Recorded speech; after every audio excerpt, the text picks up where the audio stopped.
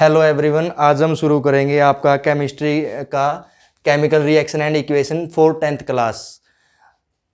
इसके अंदर हमें सबसे पहले ये डिस्कस करना है कि आपका जो केमिकल चेंज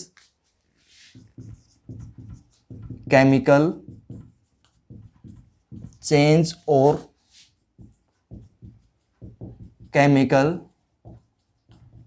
रिएक्शंस कि ये जो केमिकल रिएक्शन और केमिकल जो चेंज होता है आपका होता क्या है। इसके अंदर जैसे हम अपनी डेली लाइफ में हमारी डेली लाइफ में हम देखते हैं कि कहाँ कहाँ पर हम ये देख सकते हैं केमिकल चेंज कहाँ कहाँ पर होते हैं। मान लिया जैसे रात को हम दूध रखते हैं रूम टेम्परेचर पर, तो वहाँ पर हम देखते हैं कि वो सुबह जब हम उठते हैं तो वो कर्ड में चेंज हो जाता है, हमारा कर्ड में चेंज हो जाता है। तो हम यहाँ पर ये देख सकते हैं कि जो हमारा मिल्क था वो आपका कर्ड में चेंज हो गया। तो ये भी क्या है, आपका एक केमिकल चेंज होता है। तो इसके अंदर हम ये भी पता लगा सकते हैं कि कहाँ कहाँ पर आपके केमिकल चेंज होंगे। फॉर एग्जाम्पल हमारी माता जी जैसे फूड कुक करती हैं, तो जो फूड कुक होता है उस टाइम, तो जो फूड कुक होता है वो भी एक आपकी केमिकल चेंज की ही प्रोसेस होती है। तो आखिरकार ये केमिकल चेंज होता क्या है, इसके अंदर ये एक प्रोसेस होती है जिसके अंदर आपका एक सब्सटेंस अदर सब्सटेंस में कन्वर्ट हो जाता है। मान लेते हैं इसमें आपका हमने क्या किया, कोई आयरन तवा है हमारा किचन का, उसको एक्सपोज्ड कर दिया, एक्सपोज्ड इन एयर। तो हम क्या देखते हैं इसके अंदर, जब आप आयरन को या आयरन कोई रोड है आपके पास, अगर आप उसको मान लेते हैं एयर के अंदर एक्सपोज्ड करते हो, तो हम क्या देखते हैं कि कुछ दिन के बाद मॉइस्चर के कारण या एयर के कांटेक्ट में आने के कारण वहां पर क्या है, उस पर जंग लग जाता है। तो वहां पर ये भी क्या होता है, आपका केमिकल चेंज होता है। सेकंड, हम जैसे अल्कोहल वगैरह तैयार करते हैं, फर्मेंटेशन ऑफ आपका ग्रेप्स हो गया, फर्मेंटेशन ऑफ ग्रेप्स। तो यहां पर भी हमारा क्या होगा कि जो ये सभी के सभी चेंज हम अपनी डेली लाइफ में देखते हैं कि जैसे मिल्क का कर्ड में चेंज होना, आयरन के ऊपर मान लेते हैं जंग लग जाता है, फर्मेंटेशन ऑफ ग्रेप्स हो गया, और हमारे जो रेस्पिरेशन प्रोसेस है, रेस्पिरेशन जो प्रोसेस है आपका, वो भी किसका एग्जाम्पल है, आपका केमिकल रिएक्शंस और केमिकल चेंज का। यानी मेनली आपका जो केमिकल रिएक्शंस या केमिकल चेंज होता क्या है, इसमें आपका कोई सब्सटेंस है जो आपके पास, मान लेते हैं मिल्क, वो कन्वर्ट हो जाता है किसी अदर दूसरे सब्सटेंस के अंदर, जैसे कर्ड के अंदर चेंज हो गया, लोहे पर जंग लग गया, आपका फर्मेंटेशन ऑफ ग्रेप्स हो गया जिसके अंदर आप वाइन वगैरह तैयार करते हो, रेस्पिरेशन हो गया, रेस्पिरेशन प्रोसेस। रेस्पिरेशन प्रोसेस में क्या होता है कि जो आपका जो फूड होगा वो ऑक्सीडाइज हो जाता है मान लिया, और उससे हमारा जो बॉडी है वो कोलेक्ट करता है एनर्जी। जो हमारा बॉडी है वो क्या चीज कोलेक्ट करता है, हम एनर्जी। तो ये जो सारे के सारे जो चेंज होंगे आपके, ये सारे के सारे क्या होंगे, chemical change.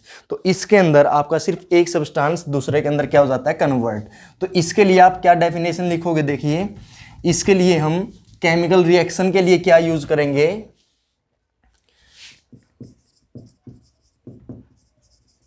Chemical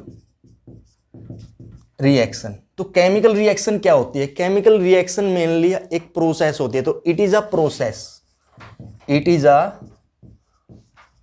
process in which one और मोर substances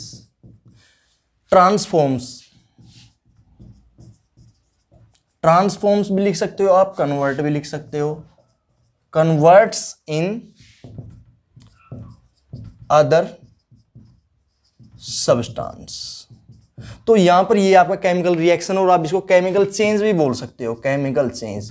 तो ये आपका केमिकल चेंज होगा। तो ये क्या है, आपका केमिकल जो चेंज होता है, ये एक प्रोसेस होता है आपका। इसके अंदर आप क्या करते हो कि इसके अंदर आपका कोई सब्सटेंस है, जैसे हमने एग्जांपल अभी बोला था, मिल्क है आपका, तो जो ये मिल्क होगा आपका कर्ड में चेंज हो जाता है। तो ये क्या होगा, आपका केमिकल रिएक्शन या केमिकल चेंज होता है। तो इसको हम बोलेंगे केमिकल रिएक्शन और chemical change when the one substance convert in other substance. लेकिन जो ये अदर सब्सटेंस होगा, इसका जो प्रॉपर्टी होगा वो आपके पहले वाले सब्सटेंस से, जो ओरिजिनल सब्सटेंस था उससे क्या होगी, डिफरेंट, विद, आप यहां पे ये लिख सकते हो, विद डिफरेंट प्रॉपर्टीज। तो ये भी आप इसके अंदर ऐड कर सकते हो कि आपका जब कोई सब्सटेंस दूसरे सब्सटेंस के अंदर कन्वर्ट हो जाता है विद डिफरेंट प्रॉपर्टीज, और ये क्या होगा, जो आपका न्यू सब्सटेंस फॉर्म होगा, तो इसके अंदर क्या होगा, आपका ये आपके डिफरेंट प्रॉपर्टी होगी। फॉर एग्जांपल जैसे आपने मिल्क है और आपका जैसे कर्ड हो गया, दोनों में क्या होगा, आपकी ये डिफरेंट प्रॉपर्टी होती हैं। तो ये था हमारा chemical reactions and the chemical equations. तो यहां पर आगे देखिए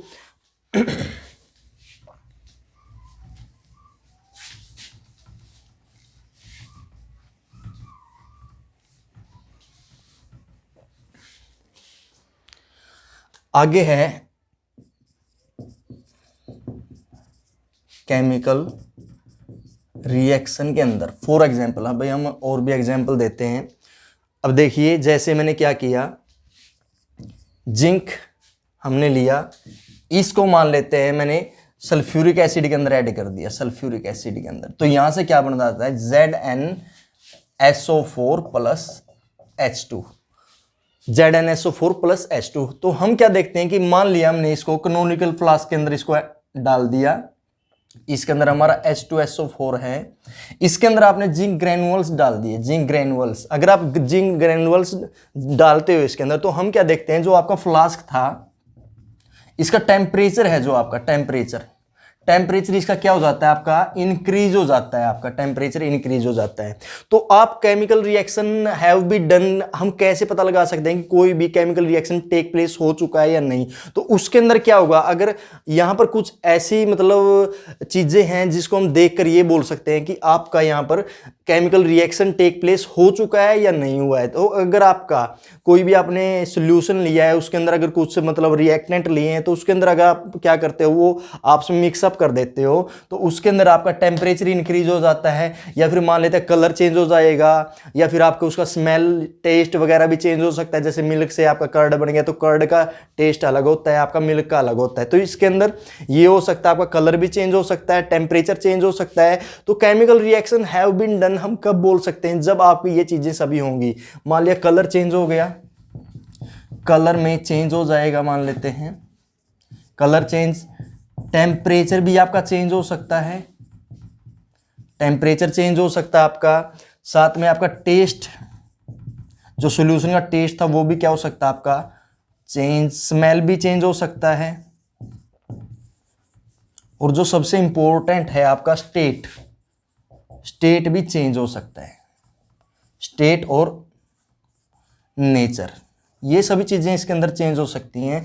तो हम तब बोल सकते हैं कि कोई भी रिएक्शन टेक प्लेस हो चुका है, अगर उसके अंदर ये चीजें के अंदर चेंज आ सकता है। सेकंड इसमें आप लिख सकते हैं evolution of gas, evolution of gas. देखिए यहाँ पे जब आपने जिंक ग्रेनुअल्स को सल्फ्यूरिक एसिड के अंदर ऐड किया, तो हमारा जो बनता है यहाँ पे साल्ट बनता है, जिंक का साल्ट, जिंक सल्फेट, और साथ में यहाँ पर देखिए H2 एक गैस है, तो यहाँ पे इवोल्यूशन ऑफ गैस भी हो सकता है। तो ये सभी चेंज जब हमें दिखाई दें, तो अब हम बोल सकते हैं कि कोई भी रिएक्शन हैव बी डन हो चुका है, तो वो होगा आपका केमिकल रिएक्शन या फिर केमिकल चेंज। अगर आपका कलर के अंदर चेंज आ जाता है, टेम्परेचर में चेंज आ जाता है, टेस्ट भी चेंज हो सकता है, स्मेल भी चेंज हो सकती है, स्टेट के अंदर भी चेंज आ सकता है, यानी नेचर चेंज हो सकता है आपके मटेरियल का या सब्सटेंस का, और उसके अंदर इवोल्यूशन ऑफ गैस भी हो सकता है। फॉर एग्जांपल हम सेकंड एक और देखते हैं। देखिए जैसे हमने क्या लिया, मैग्नीशियम, एक मैग्नीशियम रिबन लेते हैं मान लिया।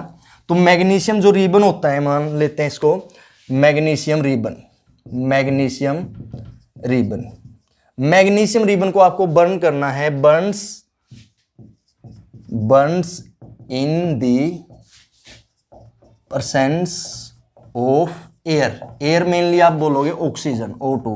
अगर आप क्या करते हो, मैग्नीशियम रिबन को क्या करते हो, वो मैग्नीशियम रिबन को हमने बर्न किया, बर्न करने का मीनिंग होता है उसका कंबक्शन हो गया। ये मैग्नीशियम को हमने O2 की प्रेजेंस में क्या किया, एयर की प्रेजेंस में हमने क्या किया, इसको बर्न किया। बर्न करने के बाद हमारा मैग्नीशियम ऑक्साइड बन जाता है। तो हम क्या देखते हैं कि ये मैग्नीशियम जो ऑक्साइड होगा एक एस होगा, एस। तो ये मैग्नीशियम का एस होता है, इसमें क्या होगा, देखिए ये मैग्नीशियम पाउडर भी बोल सकते हो आप इसको, मैग्नीशियम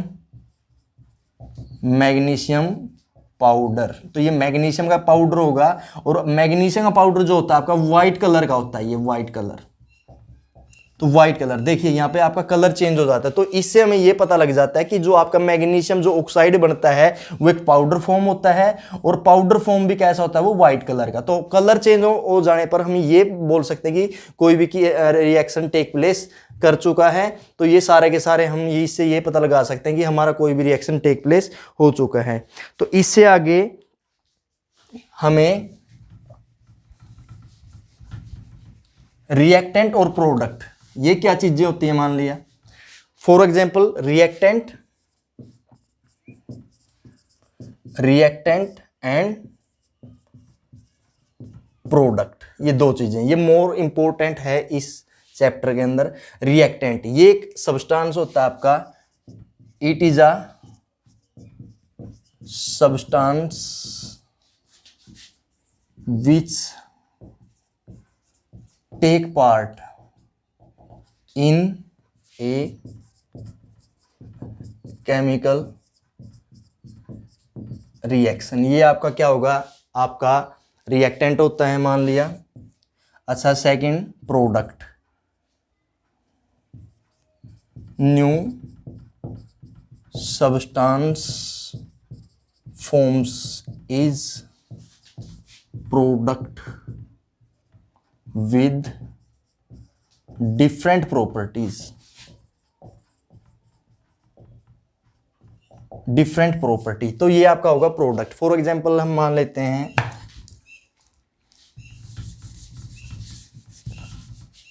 देखिए जिंक को हमने सल्फ्यूरिक एसिड के अंदर ऐड किया। जब जिंक को आपने सल्फ्यूरिक एसिड के अंदर ऐड किया तो जो हमारा बनता है जिंक सल्फेट बनेगा। यहां पर zinc sulphate plus H2 gas, ये आपका हाइड्रोजन गैस यहां से इवोल्व आउट हो जाएगा। तो यहां पर जो आपका जिंक हो गया और जो आपका सल्फ्यूरिक एसिड हो गया, ये दोनों के दोनों जो आपने ऐड किए हैं वो हो गए आपके रिएक्टेंट।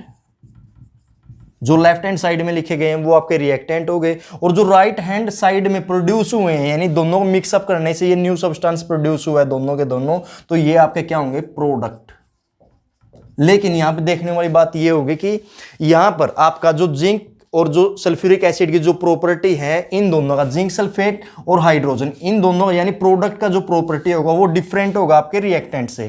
तो आपका रिएक्टेंट क्या हो गया, यानी ये वो वाला सब्सटेंस होता है जो केमिकल रिएक्शन के अंदर भाग लेता है, take part in the chemical reaction.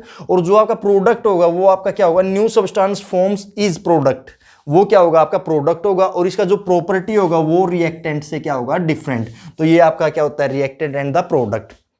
तो यहां पर आपका जिंक भी रिएक्टेंट होगा, आपका मान लेते हैं जो सल्फ्यूरिक एसिड है ये रिएक्टेंट होगा, यहाँ पे आपका जो जिंक सल्फेट बनता है वो प्रोडक्ट होगा, और यहाँ पर आपका क्या हो गया, ये हाइड्रोजन गैस हो गई, तो ये भी एज ए प्रोडक्ट हम बोल सकते हैं इसमें। और यहाँ पे देखिए, यहाँ पे इंपॉर्टेंट चीज़ ये है कि हमें यहाँ पर लिखने का तरीका देखना है इन दोनों का।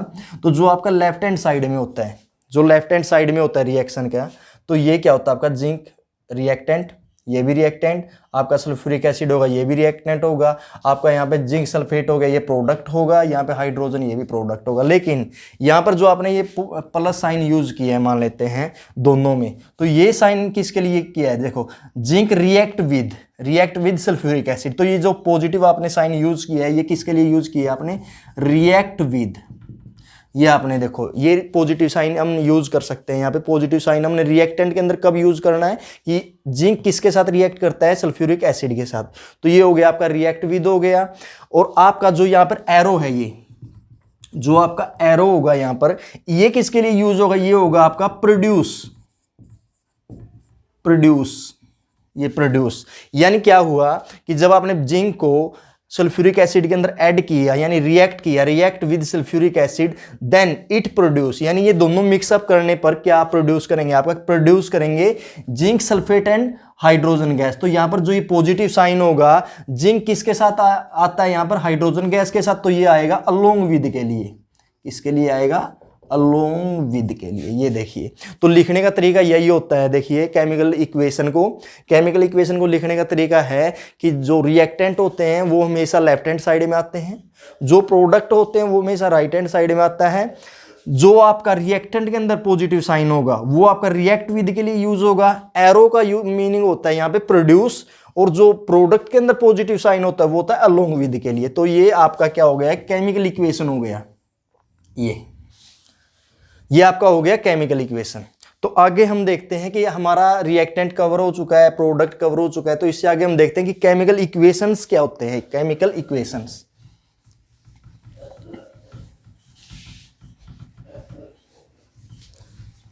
देखिए केमिकल इक्वेशन, तो ये केमिकल इक्वेशन क्या होता है। देखिए केमिकल इक्वेशन के लिए हम मान लेते हैं, मैंने यहां पे ये लिखा zinc combine with sulphuric acid and produce zinc sulphate और हाइड्रोजन गैस। देखिए जो ये हमें यहाँ पर कोई मान लिया, हमने क्या बोला कि हमने जिंक को कंबाइन किया सल्फ्यूरिक एसिड के अंदर और उससे जो चीज़ प्रोड्यूस होती है वो प्रोडक्ट हो गया, यानी प्रोडक्ट हो गया आपका zinc sulphate and hydrogen gas. लेकिन इसको लिखने में बहुत ज़्यादा टाइम लग जाता है। अगर मैं इसी चीज़ को सिंबल की फॉर्म में या फॉर्मूला की फॉर्म में लिखता हूं, इसी चीज़ को अगर मैं रिप्रेजेंट करता हूं in the form of symbol और फॉर्मूलाज,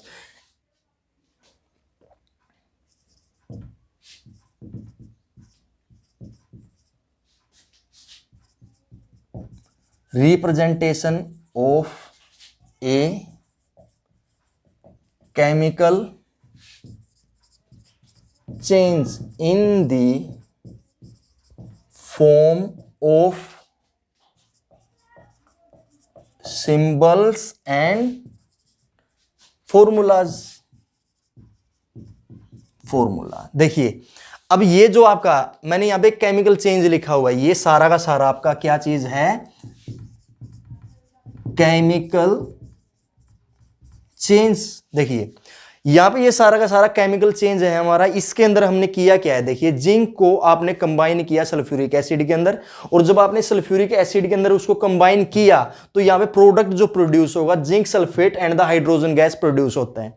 तो ये जो चीज है ना, ये सारा का सारा आपका केमिकल चेंज है। तो इसको मैं अगर शॉर्ट फॉर्म में और सिंपलर फॉर्म में लिखना चाहते हैं तो हम इसको कैसे लिखेंगे, तो इसको हम लिखेंगे एक केमिकल इक्वेशन की फॉर्म में। जैसे अब इसको कैसे लिख सकते हैं, फॉर एग्जांपल यही आइएगा, यही यहां पे सेम हमने क्या किया, जिंक को कंबाइन किया प्लस कंबाइन किया सल्फ्यूरिक एसिड के साथ यानी H2SO4 के साथ, उसने गिव्स किया हमको यानी आपका प्रोड्यूस किया ZnSO4 प्लस हाइड्रोजन गैस है ना, तो यहां पे हाइड्रोजन गैस हो गया।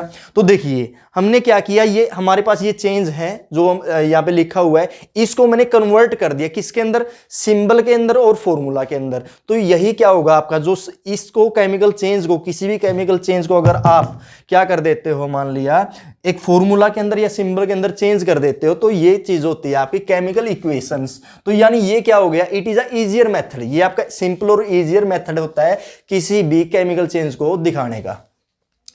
तो आप यहां पर क्या कर सकते हो, इसमें ये क्या होगा, इट इज अ सिंपलर और शॉर्ट मेथड, यानी ये आपका एक सिंपलर और शॉर्ट मेथड है आपका chemical equation two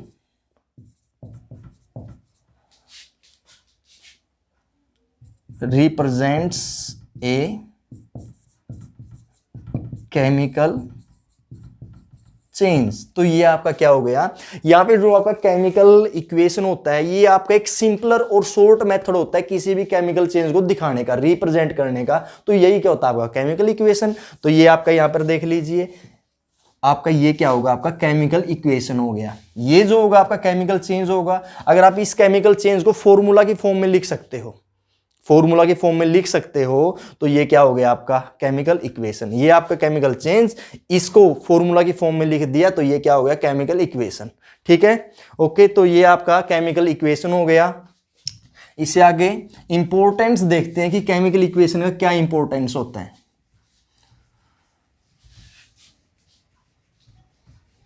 importance of chemical equation, इसको यहीं पे रहने दीजिए। Importance of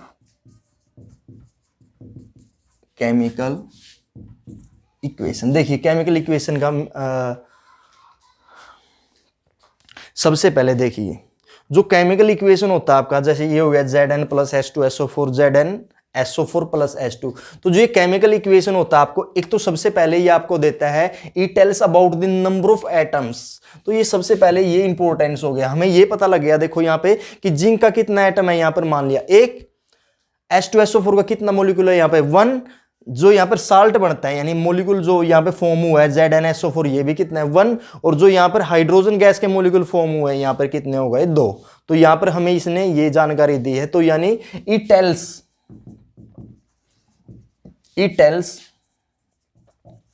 about the number of atom in reactant and product. यानी ये हमको क्या बताता है, आपको ये बताता है हमें कि नंबर ऑफ प्रोडक्ट के अंदर जो आपका प्रोडक्ट बनता है, जो रिएक्टेंट होता है और ये मिक्सअप होते हैं, तो इसके अंदर आपको ये नंबर ऑफ एटम्स बताता है। दूसरा आपको ये क्या बता सकता है, नंबर ऑफ मोलिक्यूल।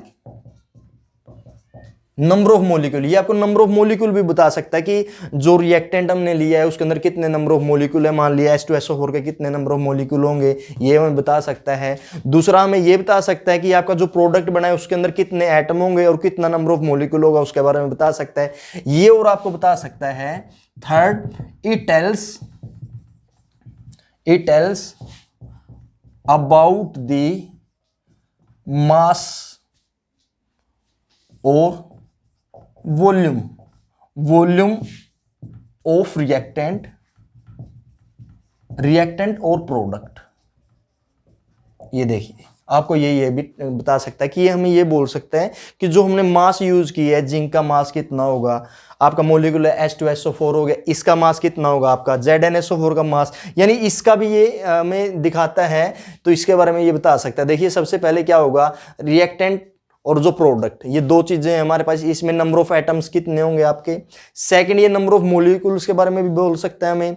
ये हमें जानकारी देता है आपके मास, जो मास होगा आपका रिएक्टेंट का, और जो वॉल्यूम होगा रिएक्टेंट का, और volume of and mass of the product, ये सभी की हमें जानकारी दे सकता है। ये तो हो गया हमें इसका इंपॉर्टेंस कि ये इसके फायदे हैं। सेकंड, लेकिन इसका कुछ लिमिटेशन भी है हमारे पास। लिमिटेशन में देखिए क्या होंगे हमारे,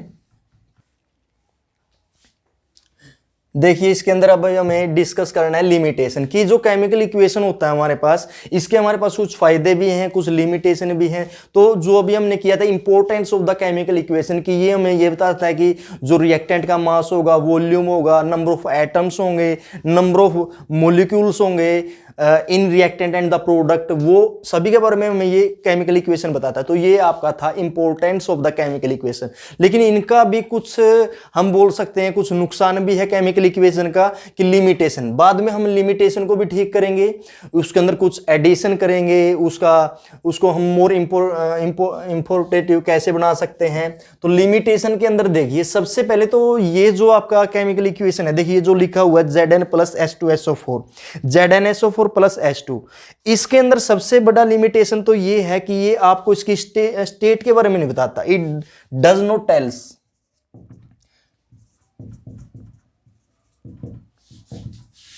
टेल्स अबाउट द स्टेट और नेचर ऑफ रिएक्टेंट और एंड प्रोडक्ट। ये आपको इसकी स्टेट के बारे में बताता है। तो सबसे पहला यही लिमिटेशन है। फर्स्ट जो लिमिटेशन होगा कि कोई भी जो केमिकल इक्वेशन होता है वो उसके रिएक्टेंट जो उसके अंदर यूज हुए हैं और जो फॉर्म हुआ है न्यू सब्सटेंस यानी आपका प्रोडक्ट हो गया, इनकी फिजिकल स्टेट के बारे में, यानी ये हमें ये नहीं बताता। यहां पर जो मैंने अभी लिखा हुआ है आगे जाके हम इसको करेक्ट करेंगे, लेकिन अभी तक जो हमने किया है कि जिंक है, तो जिंक में हमें ये नहीं मालूम कि ये जिंक हमने एक्वा सोल्यूशन यूज किया, सॉलिड है, गैस है, लिक्विड है, क्या है क्या नहीं। जैसे यहाँ पे मोलिक्यूल हो गया H2SO4 का, तो यहाँ पे हमें इसका नहीं पता कि ये एक्वास होगा, सॉलिड होगा, लिक्विड होगा, गैस होगा, क्या होगा क्या नहीं। तो सबसे पहला यही लिमिटेशन है कि ये हमें किसके बारे में बताता है, nature and the reactant, nature and the state of the reactant and the product. First ये हो गया। सेकंड, जो सेकंड पॉइंट है इसके अंदर, ये हमें इसका कंसंट्रेशन के बारे में नहीं बताता कि मान लिया जो आपने यहां पे H2SO4 यूज किया है, it does not tells about the concentration of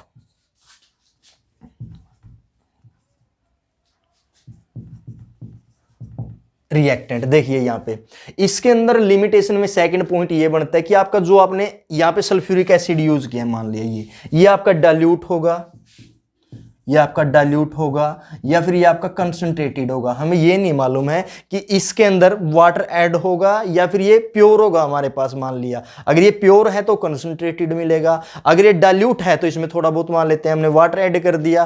तो हमें ये इक्वेशन हमें ये भी नहीं बताता कि इसमें जो आपके रिएक्टेंट की जो आपने कंसंट्रेशन यूज की है वो आपका क्या होगा क्या नहीं, यानी कंसंट्रेटेड मिलेगा या फिर डाइल्यूट मिलेगा। जो थर्ड होगा यहाँ पे, ये यहाँ पे आपको जो हमें एक ये नहीं बताता कि जहां यहां पर जो आपकी एनर्जी है, जो इसके अंदर एनर्जी यूज हुई है या फिर नहीं हुई है। मान लिया इसके अंदर जैसे यहाँ पे ये रिएक्शन हो गई, मान लिया बहुत सी रिएक्शन है, मान लेते हैं कि जो हमारे घरों में जैसे हम दीवारों पर कली वगैरह करते हैं जिस टाइम, तो अगर हम उसको वाटर में डाल देते हैं तो वो वाटर क्या हो जाता है, गर्म हो जाता है मान लिया थोड़ी देर बाद। तो वो क्या है, केमिकल चेंज ही तो है। लेकिन अगर हम इसका मान लेते हैं, अगर यहाँ पे इक्वेशन बनाते हैं तो इसके अंदर हमें ये नहीं बताता कि ये यहाँ पर कोई एनर्जी इवॉल्व हुई है या नहीं हुई है, यानी इट डज नॉट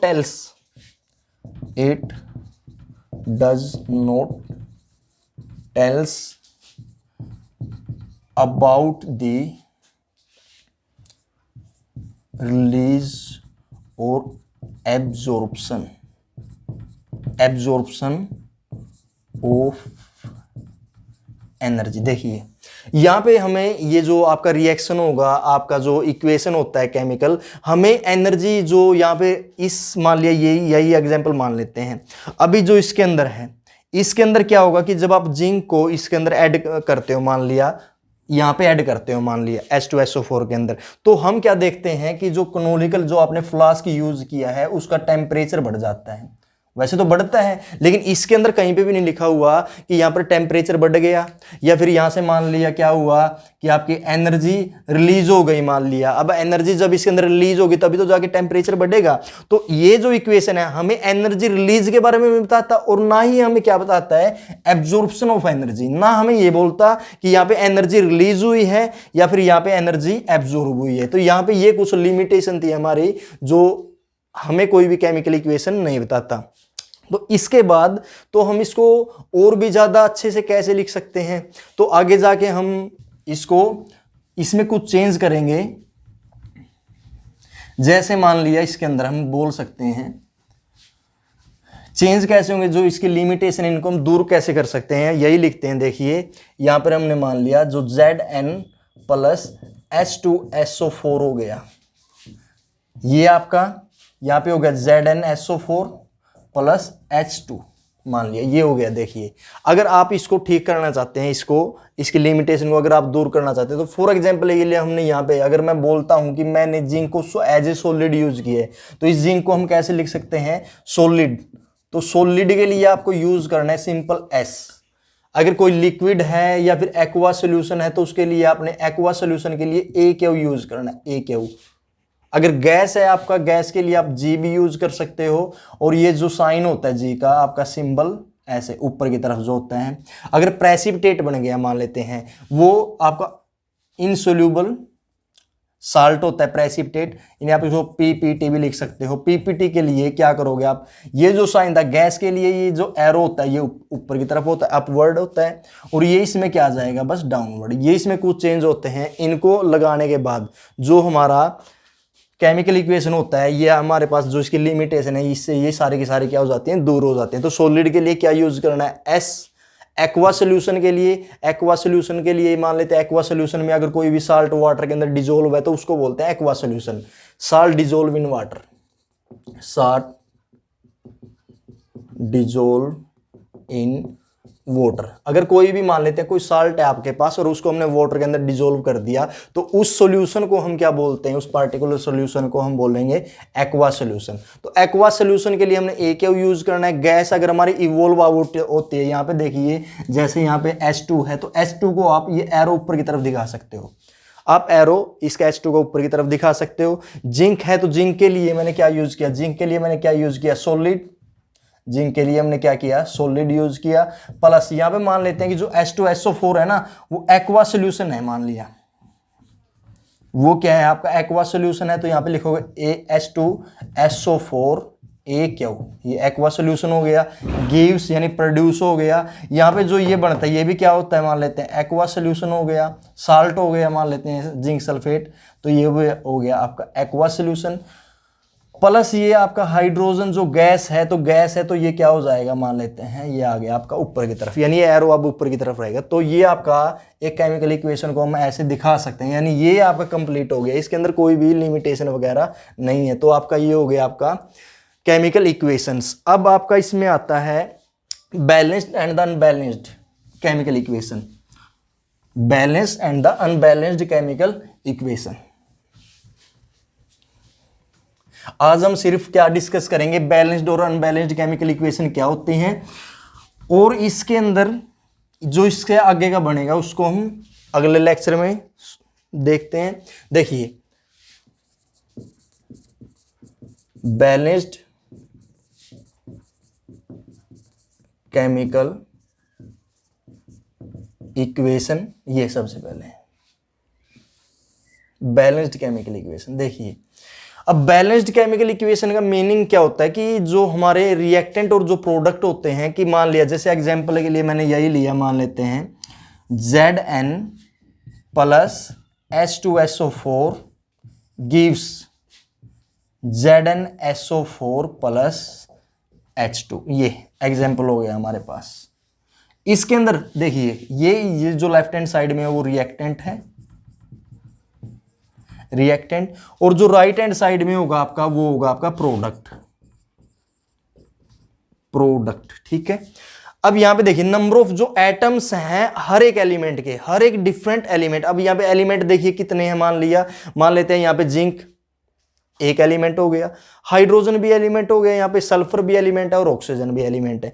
तो यहां पर अगर हम इस इक्वेशन के अंदर देखते हैं, देखिए रिएक्टेंट के अंदर जो जिंक है वो कितने एटम है, रिएक्टेंट के अंदर जिंक का सिर्फ और सिर्फ 1 एटम है, मान लिया 1 एटम। प्रोडक्ट के अंदर भी जिंक का कितना एटम है, 1 एटम है।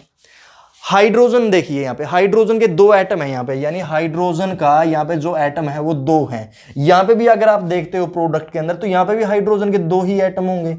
ये देखिए सल्फर, यहाँ पे जो सल्फर है यहाँ पे सिर्फ और सिर्फ इसका 1 ही एटम है।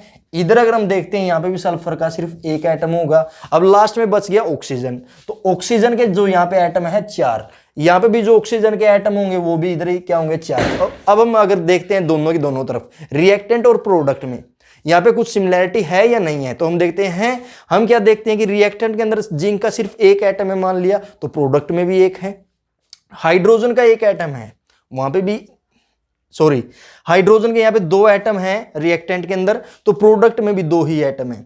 आगे हम देखते हैं कि जो सल्फर है हमारा, इसके अंदर हम देखते हैं कि यहाँ पे 1 एटम होगा, यहाँ पे भी 1 ही एटम है मान लिया। ऑक्सीजन के 4 एटम है रिएक्टेंट के अंदर, प्रोडक्ट में भी 4 ही एटम है। तो इसमें सिमिलैरिटी ये है कि जो भी यहाँ पे डिफरेंट एलिमेंट प्रेजेंट है उनका रिएक्टेंट में भी वही एटम है और प्रोडक्ट में भी वही एटम है। तो ऐसी इक्वेशन जिसमें हर एक डिफरेंट एलिमेंट का एटम क्या हो, सेम हो, रिएक्टेंट में भी सेम और प्रोडक्ट में भी, left hand side equal to the right hand side के जो एटम है वो दोनों के दोनों क्या है, इक्वल हैं। तो ऐसी इक्वेशन को हम बोलते हैं बैलेंस्ड केमिकल इक्वेशन।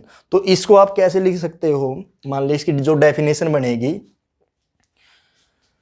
तो हम लिखेंगे इसमें in this reaction number of atom of different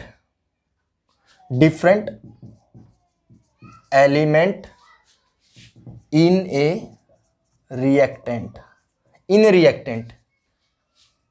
is equal to the number of atom, देखिए in this reaction number of atom of different element in a reactant is equal to the number of atom of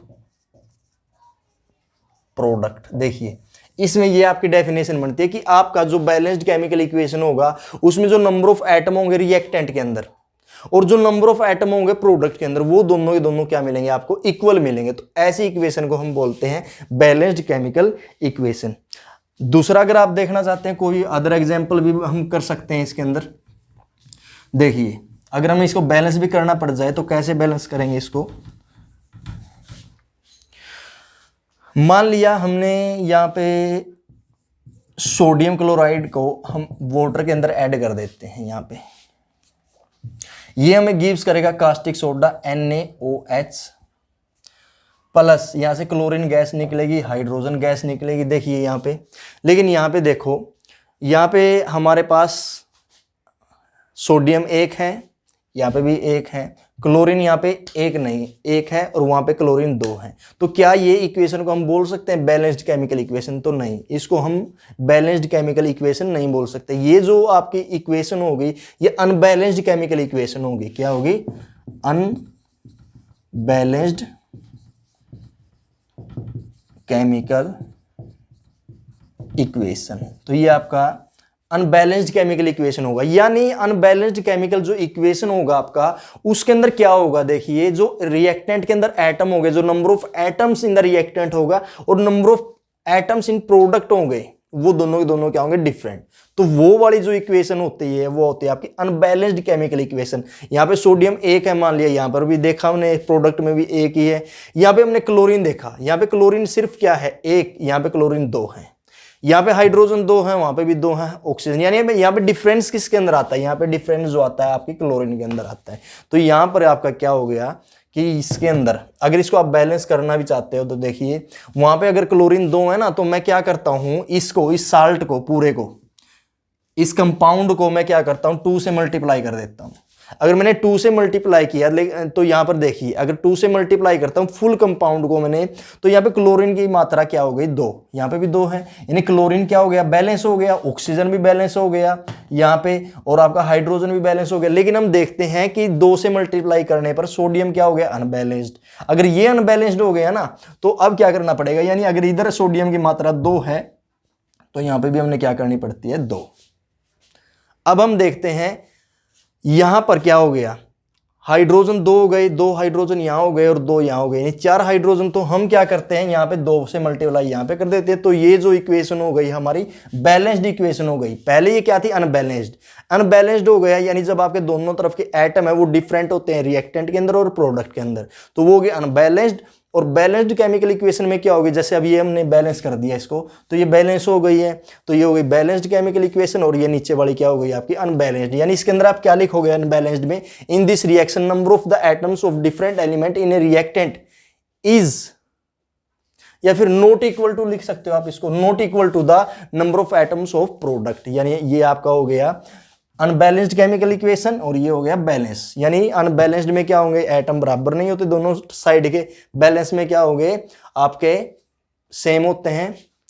आगे हमें किसी भी reaction को कैसे balance करना है, जो आपको स्केलेटल इक्वेशन दी मिलेगी आपकी, जो स्केलेटल इक्वेशन होते हैं उसको, स्केलेटल इक्वेशन का मीनिंग होता है अनबैलेंस्ड केमिकल इक्वेशन। यानी जो आपके अनबैलेंस्ड केमिकल इक्वेशन है उसको हम बैलेंस कैसे कर सकते हैं, तो अगले लेक्चर के अंदर हम वही पढ़ेंगे। आपका जो CBSE है या कोई भी कॉम्पिटिटिव एग्जाम है या अदर बोर्ड है, उसके अंदर क्या दी होती है हमें? ये अनबैलेंस्ड केमिकल इक्वेशन, उसको हमें बैलेंस करना होता है। तो वो हम अगले लेक्चर में डिस्कस करेंगे। ओके गाइज, अभी के लिए इतना।